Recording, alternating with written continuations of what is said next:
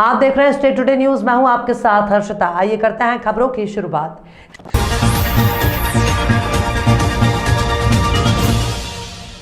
सारंगपुर के गांव कूपा गांव बालाजी मंदिर परिसर पर चल रही श्रीमद सत्यम दिवस भागवत कथा के चतुर्थ दिवस को कथा व्यास पंडित प्रेम कृष्ण जी ने कथा में श्री कृष्ण जन्म और बड़े ही धूमधाम से मनाया। साथ ही समुद्र मंथन, बलि प्रकरण, वामन भगवान का प्राकट्य का वृतांत सुनाया। कृष्ण जन्म के दौरान खुशी में मिठाइयां, टॉफियां, झुनझुने लुटाए। नंद बाबा और यशोदा को बधाइयां दी। इस दौरान श्रद्धालुओं ने हाथी, घोड़ा, पालकी, जय कन्हैया लाल की के जयकारे लगाए। इससे पूरा कूपा गांव गोकुल धाम बन गया। कथा के दौरान वामन भगवान की जीवंत झांकी सजाई गई। झांकी में सैकड़ों श्रद्धालुओं ने पूजा की और भागवत कथा सुनने के लिए भारी संख्या में आसपास के गांवों से भारी संख्या में महिला और पुरुष शामिल हुए और भगवत कथा का रसपान लिया। भगवत कथा श्री कृष्ण जन्मोत्सव मनाने के महाआरती पर प्रसादी वितरण की गई। भागवत कथा नियमित 12 बजे से दोपहर 4 बजे तक श्रवण कराई जाती है। उज्जैन के पास नागदा में सुबह 7 बजे भीषण हादसा हो गया। स्कूली बच्चों से भरी ट्रैक्टर तूफान गाड़ी को ट्रक के सामने से टक्कर मार दी। हादसे में 4 बच्चों की मौत हो गई, 11 बच्चे गंभीर घायल हैं। एम्बुलेंस नहीं मिलने के कारण घायलों को बस में नीचे ले जाकर अस्पताल पहुंचाया गया। तीनों बच्चों को गंभीर हालत में इंदौर रेफर किया गया। वहीं अन्य घायलों का इलाज 4 अस्पतालों में जारी है। ट्रैक्स में सवार 12 बच्चे नागदा के फातिमा कॉन्वेंट स्कूल के थे। हादसा उन्हेल नागदा मार्ग पर हुआ। कलेक्टर आशीष सिंह ने बताया कि एक्सीडेंट के दौरान ट्रैक्स में 15 बच्चे सवार थे। ये सभी बच्चे 5वीं से 7वीं क्लास के हैं, जिनकी उम्र 5 से 15 साल के बीच है। घायलों का इलाज उज्जैन के आर्थो संजीवनी, इंदौर के बॉम्बे हॉस्पिटल और नागदा में चल रहा है। प्रशासन बच्चों के लिए किए जा रहे इलाज पर लगातार नजर बनाए हुए है। जो हादसा हुआ है तो उसमें ड्राइवर पर सर किस तरह की कार्रवाई होगी और क्या कुछ देखिए, अभी हम लोग का पहला प्राथमिक उद्देश्य ये है कि सभी बच्चों को ये इलाज मिल जाए और जैसा कि कलेक्टर साहब ने आपको बताया कि सभी अभी हो गए स्टेबल। 4 बच्चों की असामायिक मृत्यु हुई है। जहाँ तक कानूनी उसका पहलू है उसके हम समग्र पहलुओं पर जांच कर लेंगे और सब कार्रवाई की। सर, जो स्कूल प्रबंधन है उसमें सीधी गलती दिख रही है? निश्चित तौर पे जो सुप्रीम कोर्ट की एक गाइडलाइन है, सुप्रीम कोर्ट की गाइडलाइन के मुताबिक उनके यहाँ जो सुरक्षा प्रबंध होने चाहिए उसका परीक्षण शिक्षा विभाग की टीम से और हमारी जो ट्रांसपोर्ट डिपार्टमेंट की टीम से उसका परीक्षण करेगी और उनकी रिपोर्ट के आधार पर अगर उनकी कोई त्रुटि पाई जाती है तो उस पर भी हम कार्रवाई करेंगे। सर, एक दुखद हादसा हुआ है, क्या कि आज उन्हेल नागदा मार्ग पर एक दुखद हादसा हुआ है जिसमें जो स्कूली बच्चे जा रहे थे तूफान गाड़ी से, उसका एक ट्रक से एक्सीडेंट हुआ और उसमें अभी तक जो जानकारी हमको मिली है उसमें 4 बच्चों की दुखद मृत्यु हुई है और इसके अलावा 11 बच्चे जो हैं जिनका ट्रीटमेंट अलग अलग अस्पतालों में चल रहा है। उज्जैन आर्थो में, संजीवनी में, बॉम्बे हॉस्पिटल में और इसके अलावा जो जन्मेजय अस्पताल है नागदा में उसमें चल रहा है।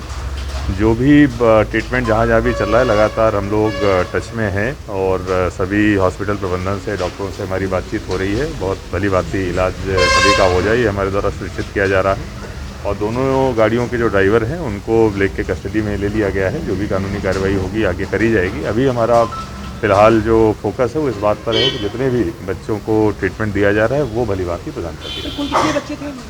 देखिए, टोटल 15 बच्चे जो हैं जिनको हल्के फुल्की इंजरी हुई है या फिर जिनकी डेथ हुई है, टोटल 15 बच्चे उसमें थे। इसके साथ साथ जो 2 ड्राइवर, एक उसका गाड़ी का ड्राइवर और दूसरा ट्रक का ड्राइवर। नागदा में सर कितने बच्चे थे? नागदा के जन्मेजय अस्पताल में अभी 3 बच्चे हैं। जैसा मैंने बताया कि जन्मेजय अस्पताल के अलावा भी बॉम्बे हॉस्पिटल, संजीवनी और उज्जैन आर्थो में भी बच्चे अंडर ट्रीटमेंट। ये वाहन जो था वो स्कूल अटैच जो था या प्राइवेट कुछ? देखिए, अभी जो जानकारी मिली है उनके हिसाब से हमारे जो ड्राइवर थे दोनों के, उनको हम लोगों ने कस्टडी में ले लिया है। बाकी की सारी जानकारियाँ जुटाई जा रही हैं। वर्तमान में हमारा फोकस केवल इस बात पर है कि जो बच्चे इंजर्ड हैं उनको ट्रीटमेंट बहुत अच्छा मिले और आगे किसी प्रकार की कैजुअल्टी ना होने पाए ये सुनिश्चित किया जाए। ये सभी 6ठी, 7वीं, 8वीं क्लास के बच्चे थे, तो सभी लगभग वही 10 से 15 साल के बीच की उम्र के बच्चे। दरअसल मामला कटनी का है, जहां पर कटनी सहित देश भर में इन दिनों लगातार बढ़ती महंगाई की वजह से लोगों को परेशानियों का सामना करना पड़ रहा है, जिसको लेकर कटनी में आम आदमी पार्टी के द्वारा भाजपा सरकार पर जमकर तंज कसे गए हैं। आम आदमी पार्टी द्वारा केंद्र और राज्य में भाजपा सरकार पर जमकर तलका सा तड़का सा लग गया है और ये भी कहा गया है कि सरकार के द्वारा बड़े बड़े उद्योगपतियों के कर्जों को माफ किया जा रहा है, लेकिन गरीब तख्ते पर बैठक किसान और स्थानीय आमजन लोगों को लूटने का काम भाजपा सरकार के द्वारा किया जा रहा है। लगातार महंगाई बढ़ाई जा रही है और लोगों की मजदूरी तक नहीं बढ़ रही है। इसकी वजह से गरीब तख्ते पर बैठे लोगों को परेशानियों का सामना करना पड़ रहा है, लेकिन उनकी सुनने वाला कोई जनप्रतिनिधि मौजूद नहीं है। सरकारों के द्वारा बड़े बड़े उद्योगपतियों के कार्यों को और टैक्सों को माफ किया जा रहा है। उन्हीं कार्यों और टैक्स की बदौलत से गरीब किसान को परेशान करने का काम किया जा रहा है और दूसरों का कर्जा गरीबों पर महंगाई बढ़ाकर वसूलने का काम किया जा रहा है, जिससे कहीं ना कहीं लोगों को परेशानियों का सामना करना पड़ रहा है। और भारतीय जनता पार्टी गरीबों को लूटने का काम कर रही है, जो कि पूरी तरह से गलत है। बढ़ती महंगाई की वजह से लोग परेशान हो रहे हैं। सरकार के द्वारा डीजल, पेट्रोल, गैस, यहाँ तक कि खाद्य पदार्थों पर भी टैक्स लगाकर लोगों से एक मोटी रकम लूटने का काम कर रही है, जिससे लोग परेशान हो रहे हैं और महंगाई की मार पर लोगों को कुचलने का काम भाजपा सरकार के द्वारा किया जा रहा है, जिसको लेकर आज कटनी में आम आदमी पार्टी के द्वारा प्रेस कॉन्फ्रेंस करके ये जानकारी दी गई है। कट आगे अब वो फ्री की चीज़ें बंद करने का प्रयास कर रही है, चाहे जैसे वो सरकारी स्कूल हो, चाहे शासकीय अस्पताल जैसी जो मूलभूत सुविधाएं आम जनता को मिलती हैं, उनको बंद करने का प्रयास केंद्र सरकार है। इसका मूल कारण है कि केंद्र में बैठी मोदी की सरकार ने बड़े उद्योगपतियों का 10 लाख करोड़ रुपया का बैंक का कर्जा माफ कर दिया।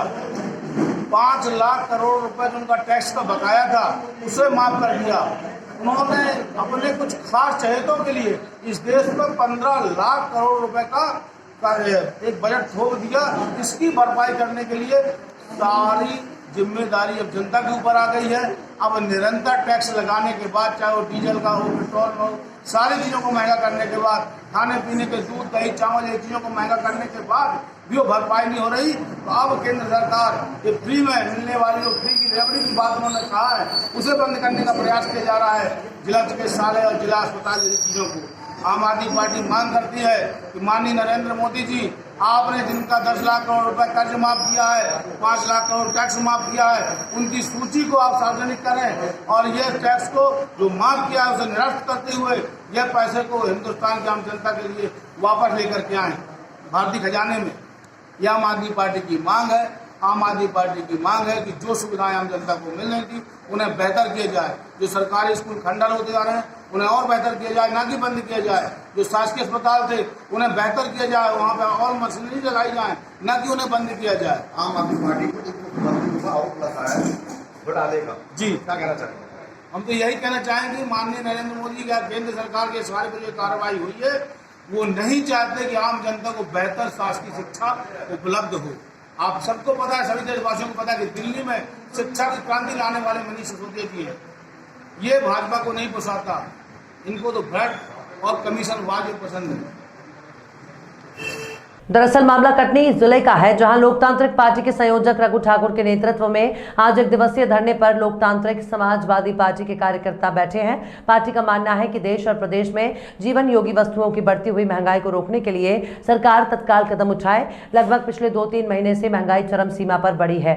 विशेषकर मध्यम और गरीब वर्गों के लिए जनता का जीवन यापन कठिन हो रहा है। यहाँ तक कि जो गरीब आदमी को रोजी रोटी चलाना बहुत ही मुश्किल हो रहा है। सब्जी के साथ रोटी खा लेता है, उसका अब सब्जी खरीदना भी संभव नहीं हो पा रहा।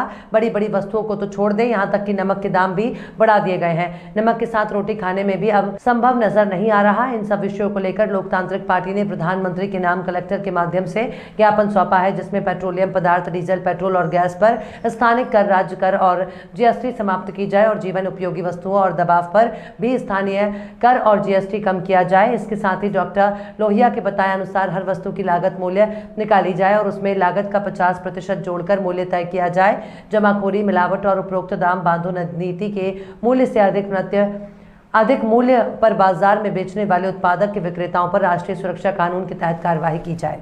7 अगस्त को लोकतांत्रिक समाजवादी पार्टी की राष्ट्रीय कार्यकारिणी हुई थी। इस बैठक में हमने फैसला किया था कि अगस्त महीने की 22 तारीख से लेकर अगस्त के अंत तक हिंदुस्तान की सारी शाखाएं पूरा करना। इस प्रदर्शन के माध्यम से हम लोग भारत सरकार से मांग कर रहे हैं कि महंगाई को रोको और महंगाई को रोकने के दाम को माने। दरअसल हमारे यहाँ महंगाई की चर्चा आमतौर पर विरोधी पार्टी में लोग करते हैं, कल तक बस सरकार के बाहर भाजपा थी तो भाजपा महंगाई की बात करती थी। आज महंगाई की चर्चा करने वाले मूल पार्टियां हिंदुवाद सत्ता के बाहर हैं, पर इस महंगाई को कैसे रोकेंगे इसके बारे में कोई चर्चा वो नहीं करती। लोकतांत्रिक समाजवादी पार्टी एकमात्र ऐसी पार्टी है जिसने कहा है साथ साथ की महंगाई हो तो दाम बढ़ता है। आज जो महंगाई है, इस महंगाई की वजह ये है कि जो भी सामान बाजार में बन रहा है, तो बाजार में बनने वाले सामान के दाम तो इसलिए जरूरी है कि हर सामान के दाम तय हो, वो खेत खलिहान का हो या वो सामान कारखाने बनने वाला हो। स्वामीनाथन आयोग की रिपोर्ट की जो बात मुद्दे लोग करते हैं वो अधूरी है, जिससे कि स्वामीनाथन आयोग की मांग केवल किसानों के लिए फसल की लागत का निर्गमा देने की बात करती है। पर अगर बाजार खुला रहा, बाजार अनियंत्रित रहा और बाजार का सामान, दवाएं, कपड़े वाली चीज़ें ये 50-50 100 रुपये बिकती रही तो किसान के लिए दाम नहीं है। इसलिए नियंत्रण दोनों पर होना चाहिए। हमारे सिद्धांत का मतलब है कि किसान को न्यूनतम दाम मिले। हमारे सिद्धांत का मतलब है कि बाजार की अधिकतम कीमत है। तो इसको लेके आज हम लोग यहाँ पर धरना कर रहे हैं। कल हम लोग का धरना दिल्ली में है, इसके बाद मेरठ में, गाजियाबाद में, इलाहाबाद में और सारी जगह पर लगातार धरना चल रहा है। लोकतांत्रिक समाजवादी पार्टी आज दूसरी मांग ये है कि बेरोजगारों के लिए काम सरकार करे। मैं नहीं कहता हूँ कि सरकार सबको नौकरी दे, पर कोई न कोई रोजगार की व्यवस्था करे। आज हिंदुस्तान की हालत ये है कि पिछले एक वर्ष में 25,000 बेरोजगारों ने आत्महत्याएं की है। हर दिन बेरोजगार लोग या तो धीमी मौत मर रहे हैं या आत्महत्याएं कर रहे हैं। उन्हें सरकार अगर रोजगार नहीं दे सकती है तो कम से कम 10,000 रुपये माह का बेरोजगारी भत्ता दे ताकि वो जिंदा रहे।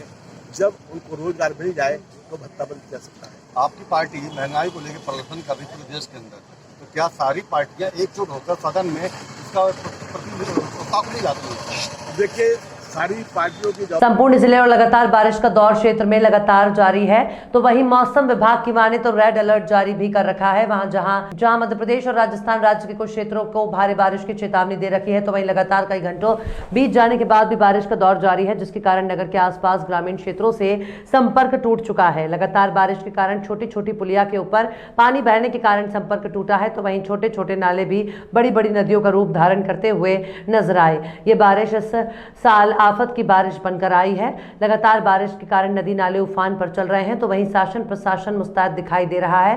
तो यदि पुलिया के ऊपर पानी बह रहा हो तो जोखिम ना उठाएं और उसे पार करने की कोशिश ना करें। लोगों को पुलिस प्रशासन द्वारा जागरूक किया जा रहा है।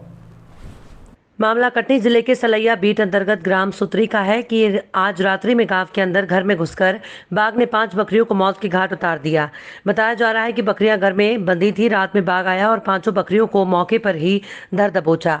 साथ ही 3 बकरियां मौके पर मिली हैं और 2 बकरियों को बाघ ने कहीं अन्यंत्र जगह ले गया है, जिसका पता अभी तक नहीं चल पाया। ये 5 बकरियां सुतरी निवासी समय लाल आदिवासी की बताई जा रही हैं। हालांकि ये कोई पहली बार नहीं है, इस तरह की घटनाएं बीच बीच में होती रहती हैं। पूरा गांव दहशत के माहौल में है। वन विभाग को चाहिए कि गांव में अपने कर्मचारियों से गश्ती करवाए ताकि आगे और भी होने वाली घटनाओं से बचा जा सके। लोग अपना जीवन यापन सुचारू रूप से बिना दहशत के कर सकें। मुरैना जिले के किलारस जनपद पंचायत के अंतर्गत आने वाले ग्राम पंचायत डोंगरपुर मानगढ़ में कई वर्षों से मुक्तिधाम की हालत बिगड़ी पड़ी हुई थी। वहां जाने के लिए ग्रामीणों को देखने के लिए मन ही नहीं होता था। ग्राम पंचायत में किसी भी युवक की मृत्यु होने पर काफी समस्या का सामना करना पड़ता था। पानी के लिए बोर तो था, मगर बोर बंद पड़ा था। मुक्तिधाम के लिए राशि कितनी स्वीकृत हुई आज तक नहीं पता। ना ही किसी ग्रामीण ने राशि के बारे में जानकारी ली। फिर अब वर्ष 2022 में चुनाव हुआ और ग्राम पंचायत डोंगरपुर मानगढ़ में ग्रामीणों को दर्शन धाकड़ के लिए समर्थन मिला और जीत दिलाई। निर्माण कार्य की शुरुआत मुक्तिधाम से ही कराई गई। स्वच्छता भी दिखाई दे रही है और वृक्षारोपण भी करवाया गया। आज ग्रामीण लोग मुक्तिधाम को देखने के लिए पहुंचे। वहीं मौके पर स्टेट टुडे न्यूज़ चैनल के ब्यूरो गौरव गौड़ ने जायजा लिया और देखा कि पानी की भी जोरदार व्यवस्था दिखी। मूसलाधार बरसात होने की वजह से लगे हैंडपंप का सीमेंट से बना घेर क्षतिग्रस्त हो गया है। पूर्व में कहीं सरपंच प्रतिनिधि बने और चले गए, जब जाकर मुक्तिधाम का निर्माण कार्य कराया गया। इस प्रकार से ग्राम पंचायत डोंगरपुर मानगढ़ में निर्माण कार्य होते रहे तो मुरैना जिले में पहली पंचायत होगी।